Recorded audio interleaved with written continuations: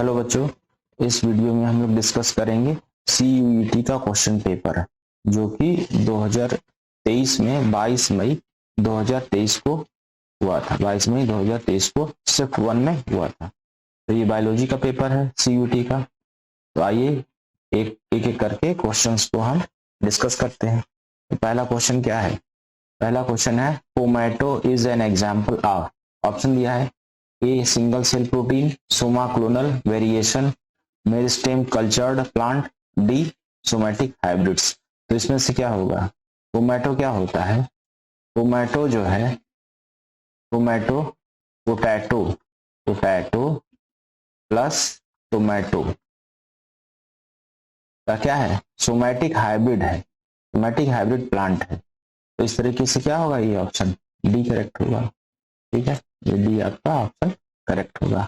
Tomato किसका example है? Somatic hybrids का। ठीक है, अगला क्वेश्चन डिस्कस करते हैं। Question number 2। इसमें क्या है? देखिए, इसमें दो लिस्ट दिए गए हैं, लिस्ट 1 एंड लिस्ट 2, और इनको क्या करना है? मैच कराना है। तो पहला हम देखते हैं लिस्ट 1 का। ए क्या दिया है? रूमेटॉइड आर्थराइटिस, एड्स, थाइमस और बी लिम्फोसाइट्स। एक एक करके देखते चले जाते हैं। रूमेटॉइड आर्थराइटिस क्या होता है? ये क्या है? एक ऑटो इम्यून डिजीज है। तो ये लिस्ट 2 पे क्या है? चौथा ऑप्शन से ये मैच करता है। इसी तरीके से एड्स क्या है? ये है क्या है? ये है इम्यूनोडेफिशिएंसी डिजीज। तो कौन सा होगा? तीसरा होगा। इसी तरीके से सी दिया है थाइमस। थाइमस क्या होता है? ये प्राइमरी लिम्फॉइड आर्गन होता है। तो ऑप्शन ए 1 हुआ। फिर बी लिम्फोसाइट्स क्या होते हैं? ये एंटीबॉडी मेडिएटेड इम्यून रिस्पॉन्स में ये पार्टिसिपेट करते हैं, और ये क्या होती है? एंटीबॉडीज सिक्रेटिंग सेल्स होती है। तो कौन सा होगा? 2 नंबर। तो इस तरीके से हम देखते हैं ए का 4, बी का 3, सी का 1, डी का 2। तो ये हो गया हमारा डी ऑप्शन यहाँ करेक्ट होगा। तो तीसरा क्वेश्चन पूछता है। तीसरा क्वेश्चन है which of the following is not a characteristics of an ideal contraceptive. क्या है? नॉट। इसने पूछा है कौन सा नहीं है कैरेक्टरिस्टिक्स। तो पहले हम देखते हैं एक एक करके। It should B user friendly, ये क्या है? कैरेक्टरिस्टिक्स है। It should be easily available, ये भी इसका कैरेक्टरिस्टिक्स है। क्या होना चाहिए? कॉन्ट्रासेप्टिव्स को इजिली अवेलेबल होना चाहिए। इट शुड बी इरिवर्सिबल, क्या इरिवर्सिबल होता है? कॉन्ट्रासेप्टिव्स को होना चाहिए? नहीं। इसे क्या होना चाहिए? ये रिवर्सिबल होना चाहिए। जैसे ही हमने कॉन्ट्रासेप्टिव्स को यूज करना जो है इसको डिसकंटिन्यू किया तो क्या होगा?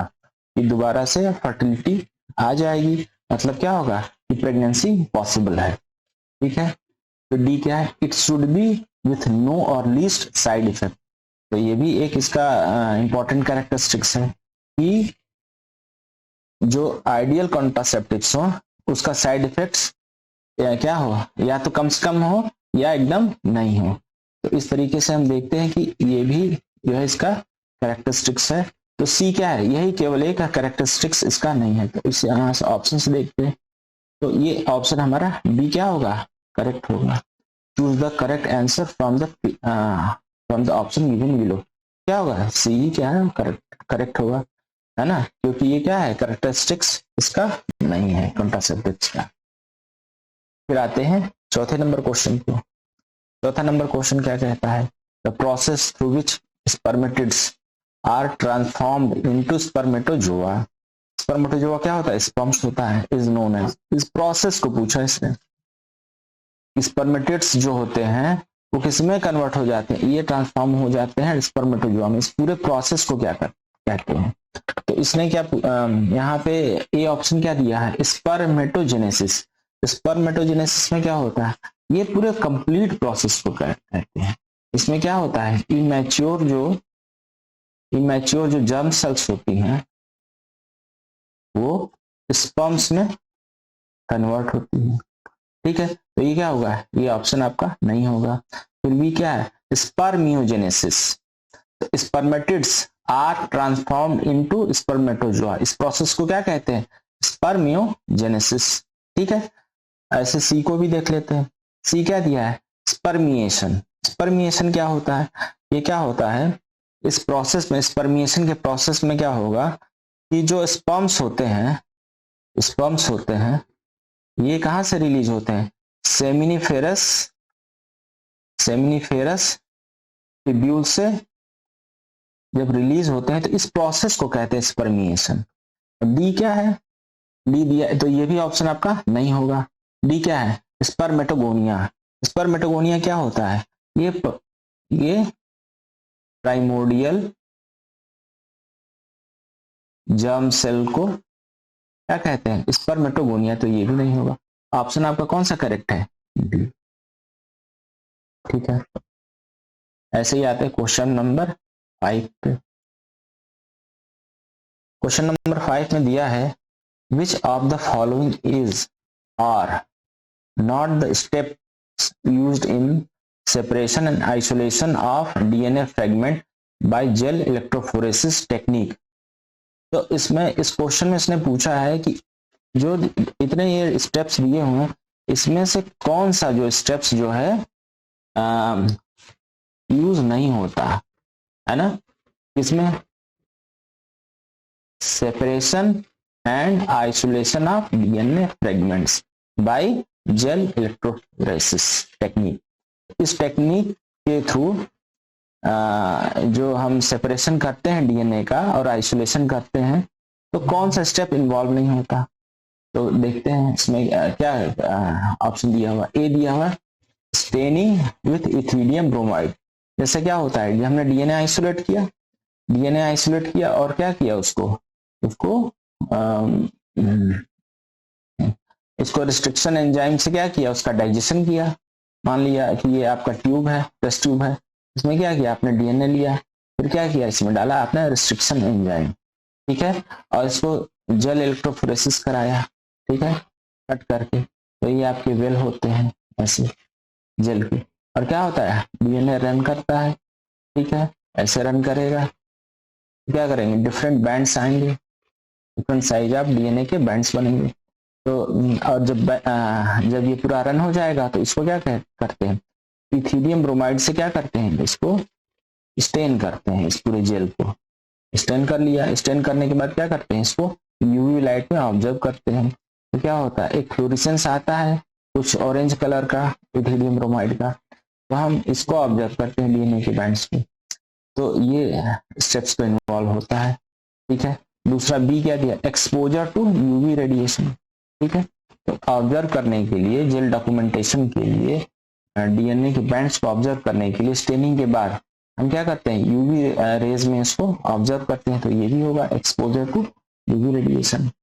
फिर सी क्या दिया है, cutting DNA fragments into small pieces by using restriction endonuclease. क्या करता है रन करने से पहले, है ना, इलेक्ट्रोफोरेसिस से पहले हम क्या करते हैं इसको रिस्ट्रिक्शन एंजाइम से डीएनए को कट करते हैं। तो ये भी होगा। फिर डी ऑप्शन क्या दिया है, डीनेचुरेशन ऑफ डीएनए फ्रेगमेंट्स।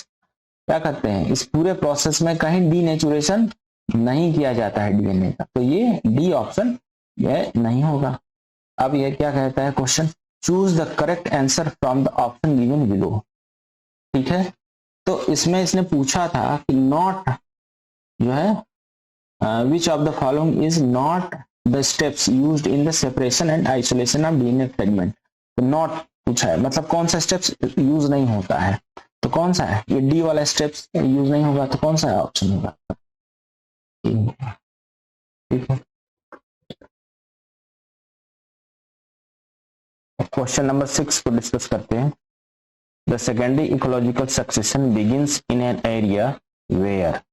देखिए जो इकोलॉजिकल सक्सेशन होता है ये कितने तरीके का होता है, ये दो तरीके का होता है, एक प्राइमरी और दूसरा होता है सेकेंडरी, ठीक है। तो इसने पूछा है क्या है, ये सेकेंडरी इकोलॉजिकल सक्सेशन पूछा गया है। तो जो प्राइमरी होता है वो कहाँ होता है, अगर ऑप्शन ए को देखते हैं तो स्पीसीज इन्वेडेड ए बेयर लैंड रॉक। तो ऐसी जगहों पे जो सक्सेशन होता है वो क्या होता है, वो प्राइमरी होता है। जबकि जो सेकेंडरी होता है वो होता है ऐसे जगहों पे जहाँ पे जो ये ऑप्शन सी दिया हुआ है, natural biotic communities have been destroyed. मतलब जहां पहले से कोई स्टैब्लिश बायोटिक कम्युनिटी है वो डिस्ट्रॉय हो जाए, फिर दोबारा से वहां कोई एक नया सक्सेशन चालू हो, तो उसको क्या कहेंगे, सेकेंडरी। तो हमारा ऑप्शन क्या होगा, सी करेक्ट होगा।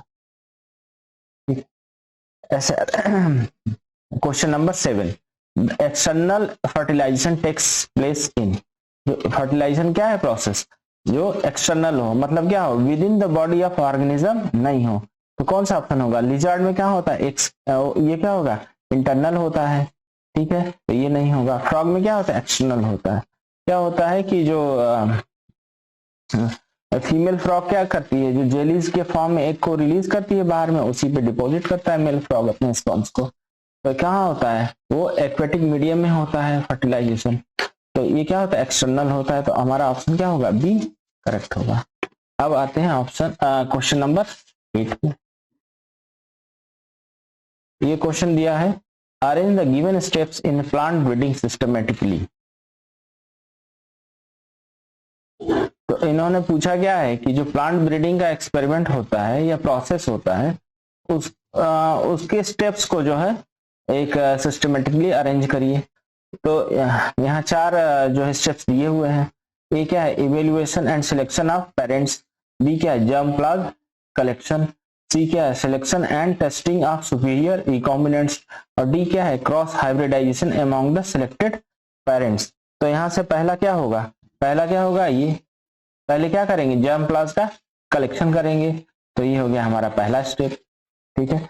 दूसरा क्या होगा, दूसरा होगा evaluation and selection of parents. जो जर्म प्लाज में कलेक्टेड है ना, उनका जो है इवेल्युएशन करेंगे, और उससे क्या करेंगे, जो पेरेंट्स का क्या करेंगे, सिलेक्शन करेंगे, ठीक है। तीसरा स्टेप क्या होगा, अब क्या करेंगे, cross hybridization among the selected parents. जो सिलेक्टेड पेरेंट्स है ना, उसके बीच में क्या कराएंगे, हम क्रॉस हाइब्रिडाइजेशन कराएंगे। फिर चौथा स्टेप क्या होगा, हाइब्रिडाइजेशन के बाद जो प्रोजेनी आएगी, तो क्या करेंगे, उसका सिलेक्शन करेंगे और टेस्टिंग करेंगे सुपीरियर रिकॉम्बिनेंट्स का। जो प्रोजेनी क्या होगी, वो रिकॉम्बिनेंट्स होंगे, उसमें से क्या करेंगे, जो सुपीरियर होगा उसका जो है उनका सिलेक्शन करेंगे। तो इस तरीके से ये हम इनको अरेंज करते हैं। तो सबसे पहले क्या होगा, बी, फिर आएगा हमारा ए, फिर आता है डी, फिर आएगा सी। तो ऑप्शन में देखते हैं कौन सा है, तो option B, A D C, तो ऑप्शन बी क्या होगा, करेक्ट होगा। Question number 9, if 50,000 energy available to primary producer, then energy available to tertiary consumer. तो इसने क्वेश्चन में क्या कहा, 50,000 जूल, 50,000 जूल इतनी एनर्जी किसको अवेलेबल है, प्राइमरी प्रोड्यूसर को, है ना, प्राइमरी प्रोड्यूसर यानी प्लांट्स को ये अवेलेबल है, ठीक है। अब पूछ रहा है क्या है कि टर्सरी कंज्यूमर को कितनी एनर्जी अवेलेबल होगी। तो यहाँ इसके लिए क्या करेंगे, 10% लगा देते हैं। तो 50,000 जूल प्राइमरी प्रोड्यूसर को अगर अवेलेबल है, तो प्राइमरी कंज्यूमर को कितनी होगी, 10% इसका, तो ये हो जाएगा 5,000 जूल। अब प्राइमरी कंज्यूमर से आते हैं हम सेकेंडरी कंज्यूमर पे, है ना, सेकेंडरी कंज्यूमर, तो इसको कितनी अवेलेबल होगी फिर, 500 जूल। अब सेकेंडरी से टर्शियरी को, इसको अवेलेबल होगी कितने, 50 जूल, है ना। तो फाइनली जो है टर्शियरी कंज्यूमर को कितनी अवेलेबल होगी, 50 जूल। तो ये ऑप्शन बी करेक्ट होगा। क्वेश्चन नंबर 10 में क्या दिया है, in angiosperms during microsporogenesis meiosis occurs in.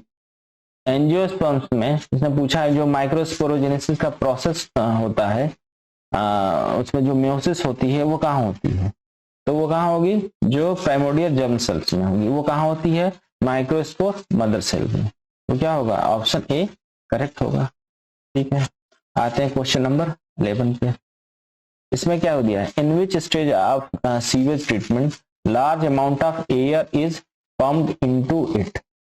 तो इसने पूछा है जो सीवेज ट्रीटमेंट होता है ना, उसमें जो है जो लार्ज अमाउंट ऑफ एयर वो प्राइमरी ट्रीटमेंट में यूज होता है या सेकेंडरी में? तो ये किसमें होगा? ये एयर का इस्तेमाल कहाँ होता है? सेकेंडरी में। प्राइमरी क्या होता है? ये प्राइमरी जो होता है वो एक फिजिकल प्रोसेस होता है ना। और सेकेंडरी जो होता है, सेकेंडरी ट्रीटमेंट, उसमें क्या होता है? एयर हम पंप करके जो है एरेशन करते हैं, एरेशन जो टैंक होता है उसमें एरेशन करते हैं, जिससे क्या होता है, जो माइक्रो ऑर्गेनिज्म जैसे बैक्टीरिया, फंजाई वगैरह ग्रो करते हैं और वो ऑर्गेनिक मैटर को कंज्यूम करते हैं। तो कौन सा ऑप्शन होगा? ऑप्शन होगा सी करेक्ट होगा।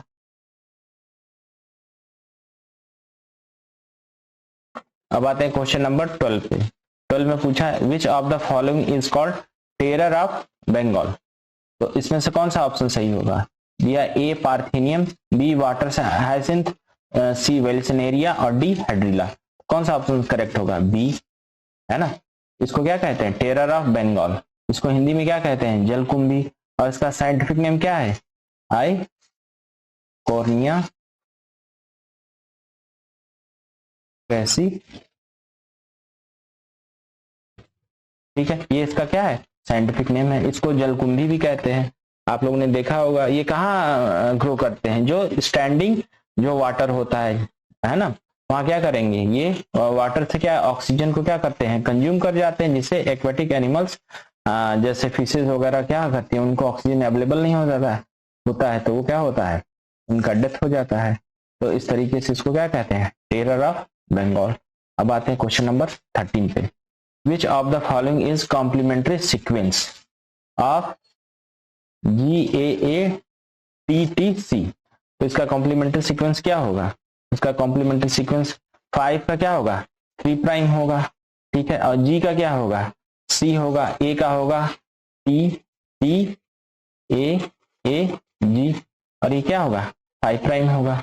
तो कौन सा ऑप्शन सही होगा? C T T A A G, B option correct होगा।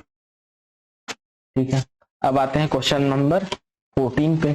14 में पूछा है which of the following has a larger reservoir of erythrocyte. तो कौन सा होता है? Liver, spleen, heart, bone marrow. कौन सा होता है? स्प्लीन होता है। ठीक है, इसको और क्या कहते हैं? रेटिकुलो इंडोथेलियल सिस्टम भी कहते हैं इसको।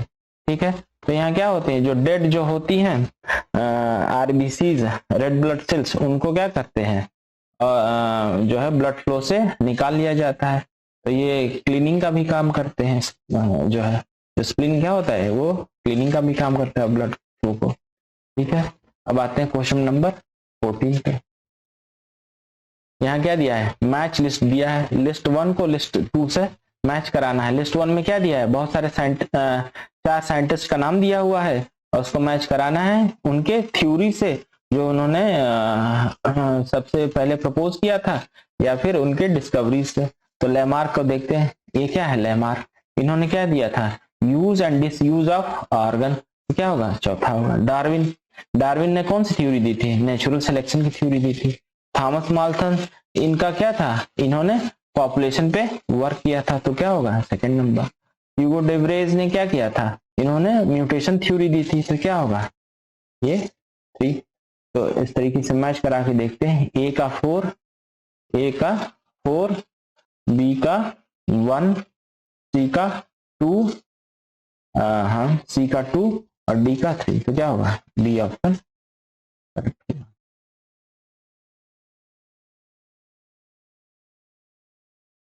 अब आते हैं क्वेश्चन नंबर 16 पे। दिया identify the correct options with respect to the salient features of DNA. तो इसने जो डीएनए के जो फीचर्स है ना, उसमें से जो करेक्ट है उसी को चूज करने के लिए पूछ रहा है। तो देखिए एक एक करके देखा जाता है। The 2 polynucleotide chains are coiled in a left handed fashion. क्या होता है? जो डीएनए के 2 चेन्स होते हैं, 2 स्ट्रैंड्स होते हैं, वो क्या होते हैं? वो राइट हैंडेड कॉइल्ड होते हैं, ना कि लेफ्ट हैंडेड। ये क्या होगा? ये राइट हैंडेड कॉइल्ड है ना। तो ये क्या होगा? ये गलत है। बी क्या है? Adenine forms 3 hydrogen bonds with thymine. Adenine क्या करता है, 2 बॉन्ड बनाता है थायमिन के, जबकि गुआनिन या साइटोसिन ये 3 बॉन्ड बनाते हैं आपस में। ठीक है, तो ये भी क्या होगा, गलत होगा। The distance between the base pairs in DNA helix is approximately 0.34 nanometer. ठीक है, ये करेक्ट है। ठीक है, डी क्या है, the plane of one base pair stacks over the other in double helix. ये भी स्टेटमेंट क्या है, करेक्ट है। तो हमारा कौन सा ऑप्शन सही होगा, ऑप्शन सी, सी और डी। अब आते हैं क्वेश्चन नंबर 17 पे। क्या है, the role of restriction enzyme in recombinant DNA technology. जो रिस्ट्रिक्शन एंजाइम होते हैं उनको और क्या कहते हैं, उनको क्या कहते हैं, मॉलिक्यूलर सीजर कहते हैं, है ना, मॉलिक्यूलर सीजर कहते हैं। मतलब क्या करता है कि वो कट करने का काम करता है डीएनए के स्ट्रैंड्स को। तो यहाँ ऑप्शन दिया है, the join sticky ends of DNA strand, इसका क्या काम है, कटिंग का काम है, तो ये ज्वाइन तो करता नहीं है। They make cut in RNA strand, ये क्या करता है, ये आरएनए स्ट्रैंड में भी ये कट करने का काम नहीं करता है, क्योंकि इसके लिए क्या चाहिए, इसके लिए डबल स्ट्रैंड चाहिए। ठीक है, तो डीएनए क्या होता है, double stranded double helical structure होता है, और आरएनए क्या होता है, सिंगल स्ट्रैंडेड स्ट्रक्चर है। तो ये भी सही नहीं होगा। सी क्या है, cutting DNA at specific point. तो रिस्ट्रिक्शन एंजाइम क्या करता है, जो डीएनए पे स्पेसिफिक सीक्वेंस है उनको रिकॉग्नाइज करता है और पर्टिकुलर सीक्वेंस पे ही वो डीएनए को कट करता है। तो ऑप्शन सी क्या होगा, करेक्ट होगा। ठीक है, question number 18, sickle cell anaemia is, ये किस तरीके का डिजीज है, ये क्या है, ऑटोसोमल रिसेसिव डिजीज है। क्यों ऐसा, क्योंकि इसको होने के लिए मदर और फादर दोनों को क्या होना चाहिए, कैरियर, मतलब क्या है, हेट्रोजाइगस होना चाहिए। दोनों हेट्रोजाइगस होगा तो क्या होगा, जो इनके प्रोजेनी है उसमें चांस होगा कि वो दोनों से जो है एक एक एलील वो आ जाए। तो ये कब होगा, जब ये होमोजाइगस कंडीशन होगा तब ये डिजीज मैनिफेस्ट करता है, हेट्रोजाइगस कंडीशन में नहीं। तो कौन सा ऑप्शन सही होगा, ए। अब आते हैं क्वेश्चन नंबर 19 पे। क्वेश्चन नंबर 19 में क्या दिया हुआ है, मैच लिस्ट दिया हुआ लिस्ट 1 से लिस्ट 2 को। तो ये क्या दिया है, लीडिंग सेल्स। तो लीडिंग सेल्स कहाँ प्रेजेंट होते हैं, वो प्रेजेंट होते हैं टेस्टिस में। तो क्या होगा, और वो क्या प्रोड्यूस करते हैं, एंड्रोजेंस। तो ये होगा दूसरा। ठीक है, हाइपोथैलेमस ये कहाँ होता है, ये पिट्यूटरी ग्लैंड के ऊपर होता है। ठीक है, उसको कंट्रोल करता है ना। और ये कौन सा हार्मोन प्रोड्यूस करता है, जीएनआरएच, मतलब गोनेडोट्रोपिन रिलीजिंग हार्मोन। तो ये होगा ऑप्शन 1 करेक्ट होगा। इसके साथ क्या, कौन सा ऑप्शन मैच करेगा, 1। फिर आते हैं सी पे। इसको एक्चुअल में होना चाहिए था ग्रेफियन फॉलिकल। ये कहाँ होता है, ओवरी के अंदर। तो ग्रेफियन फॉलिकल्स जो होते हैं वो क्या प्रोड्यूस करते हैं, ये एस्ट्रोजन प्रोड्यूस करते हैं। तो ये होगा 4। ठीक है, ऐसे कार्पस लूटियम ये क्या प्रोड्यूस करता है, ये प्रोड्यूस करता है प्रोजेस्टेरॉन। ठीक है, तो कौन सा मैच लिस्ट करेक्ट होगा, ए का 2, बी का 1, सी का 4, डी का 3। ठीक है, ऑप्शन ए करेक्ट। अब आते हैं क्वेश्चन नंबर 20 पे। क्वेश्चन नंबर 20 में दिया हुआ, विच of the following is not a benefit of genetically modified plants. तो जेनेटिकली मॉडिफाइड प्लांट्स के कौन कौन से बेनिफिट्स नहीं है ना। ठीक है, पहला देखते हैं, टॉलरेंट टू एबायोटिक स्ट्रेस। मतलब जो हम जेनेटिक प्लांट्स को ग्रो करते हैं, ऐसे उनको बनाते हैं, तो उनमें एक फैक्टर ये भी होता है कि वो क्या होने चाहिए, एबायोटिक स्ट्रेस को टॉलरेट कर ले जाए। जैसे क्या हुआ, जैसे कि बहुत ड्राई कंडीशन हो, ठीक है, जहां वाटर का स्ट्रेस हो, है ना, हाई टेम्परेचर हो, तो ये सब स्ट्रेस को क्या करे, वो टॉलरेट कर ले जाए। तो ये क्या होगा, ये क्या है, बेनिफिट है। ठीक है, तो ये ऑप्शन नहीं होगा। ठीक है, पेस्ट रेजिस्टेंस होना चाहिए, जैसे बीटी कॉटन या बीटी ब्रिंजल। तो ये भी क्या है, ये भी बेनिफिट है। लोअर इल्ड मतलब क्या होना चाहिए, कि ऐसा मॉडिफाइड प्लांट हो जिसका प्रोडक्शन जो है वो कम हो। तो कम के लिए क्यों यूज करेंगे, हम यहाँ पे हाई यील्ड के लिए इसका यूज करते हैं। तो ये क्या होगा, ये जो है बेनिफिट नहीं है। तो ये होगा हमारा, ये सही ऑप्शन है। ठीक है, तो ये हमारा क्या है, कौन सा है, not benefit of genetically modified plants या क्रॉप्स। तो कौन सा ऑप्शन होगा, सी। अब आते हैं क्वेश्चन नंबर 21 पे। दिया है Oparin and हेल्डेन theory of chemical evolution of life was experimentally supported by. ठीक है, ओपेरिन और हेल्डेन ने जो केमिकल इवोल्यूशन की थ्योरी दी थी उसको एक्सपेरिमेंटली किसने सपोर्ट किया था, लैंडस्टीनर एंड वीनर, नहीं ये नहीं होगा। हार्डी एंड वीनबर्ग, ये भी नहीं होगा। ओपेरिन एंड सिडनी फॉक्स, ये भी नहीं होगा। मिलर एंड यूरे, इन्होंने क्या किया था, इन्होंने जो है डिस्चार्ज ट्यूब फ्लास्क बनाया था जिसमें कितना 800 डिग्री सी टेम्परेचर मेंटेन किया था, और इलेक्ट्रिक स्पार्क जो का भी इसमें यूज किया गया, और उस ट्यूब में मीथेन, हाइड्रोजन, अमोनिया और वाटर का जो है मिक्सचर यूज किया गया, जिससे क्या हुआ, कुछ दिनों बाद उसके सर्कुलेशन से एमाइनो एसिड्स वगैरह प्रोड्यूस हुए थे। ठीक है, तो ये एक्सपेरिमेंटली जो है इन्होंने ओपेरिन और हेल्डेन की थ्योरी को जो है इन्होंने अपने एक्सपेरिमेंट से इसको सपोर्ट किया था। तो ऑप्शन कौन सा होगा, डी होगा।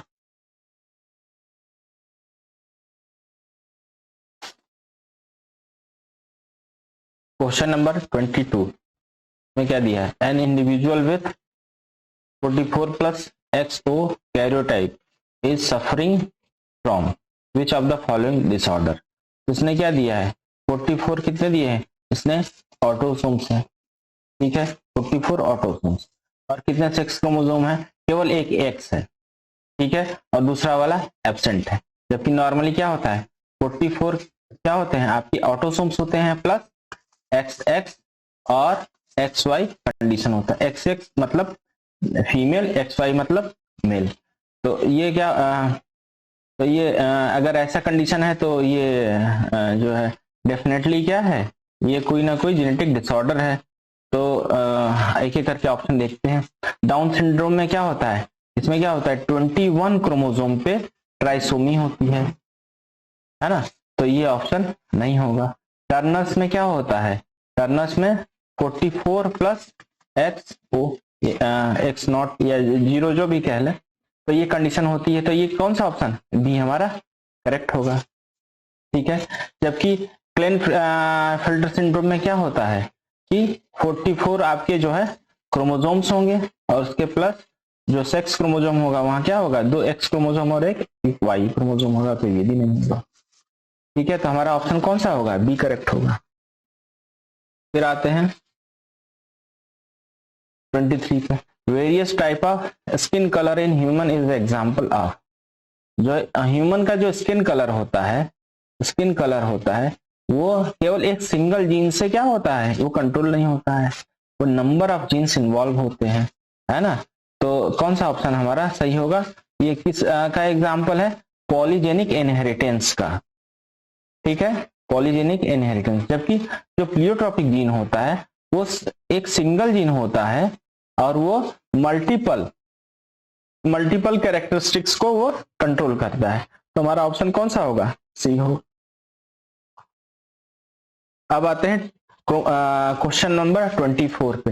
ये मैथ लिस्ट का क्वेश्चन है। इसमें दिया है क्या है, स्टैटिन, कुछ मॉलिक्यूल्स दिए हैं और उसका एप्लीकेशन दिया है। तो पहला क्या है, ए स्टैटिन। ये क्या किसमें इस्तेमाल होता है, स्टैटिन ये होता है आपका, ये ब्लड कोलेस्ट्रॉल लोअरिंग एजेंट होता है। तो क्या होगा, ये तीसरा सही होगा। स्ट्रिप्टोकाइनेज, ये क्या होता है, इसका इस्तेमाल होता है आपके क्लॉट बस्टर में, जैसे कि ब्लड वेसल्स में जो क्लॉट्स वगैरह होते हैं उनको डिसॉल्व करने के लिए यूज होता है। तो कौन सा होगा, चौथा होगा मैथ लिस्ट 2 का। फिर क्या है, साइक्लोस्पोरिन ए, ये क्या होता है, ये इम्यूनोसप्रेसिव एजेंट होता है। इसका यूज कब करते हैं, ऑर्गन ट्रांसप्लांट में। तो ये कहाँ होगा पहला। फिर लाइपेज, लाइपेज कहाँ यूज होता है, ये होता है यूज होता है डिटर्जेंट फॉर्मुलेशन में, जैसे कपड़ों वगैरह पे ग्रीस वगैरह लग जाते हैं या इस तरीके के दाग दाग धब्बे, तो डिटर्जेंट में इसको यूज करते हैं जिससे वो डिजॉल्व होते हैं इस तरीके के जो स्टेन्स वगैरह होते हैं कपड़ों पे। तो ये होगा, तो इस तरीके से हमारा ऑप्शन कौन सा करेक्ट होगा, ए का तीसरा, ए का तीसरा, बी का चौथा, सी का पहला और डी का दूसरा, ऑप्शन डी करेक्ट। अब आते हैं क्वेश्चन नंबर 25। दिया हुआ है the mathematical expression that represent the logistic growth in population, है ना, जो पॉपुलेशन में लॉजिस्टिक ग्रोथ होती है उसका मैथमेटिकल एक्सप्रेशन इसने पूछा है, तो कौन सा होगा, ऑप्शन बी करेक्ट होगा। ठीक है, जबकि जो ऑप्शन सी है ये किसको दिखाएगा, ये जो है ये एक्सपोनेंशियल ग्रोथ के का जो है मैथमेटिकल एक्सप्रेशन है, तो हमारा ऑप्शन क्या होगा, बी करेक्ट होगा।